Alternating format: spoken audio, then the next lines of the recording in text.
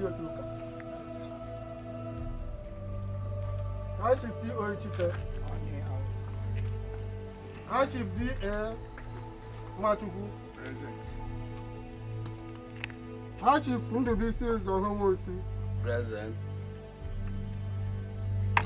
Chief Jolly Onyukwu. On here. Chief Eze Nwoke. Chief Godwin Omosu. Chief Emmanuel Nzadibe.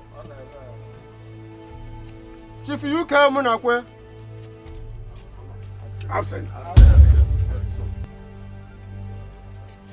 Chief UK Munakwe. Absent. Eze in Council. Chief UK Munakwe actually absent. Oh, yeah, no need. Issue na issue.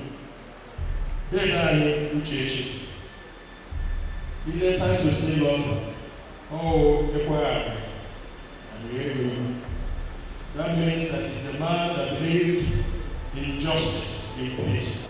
In 1989, Daddy single-handedly sponsored the production of a religious music to the Chufu, Napo, and Ido.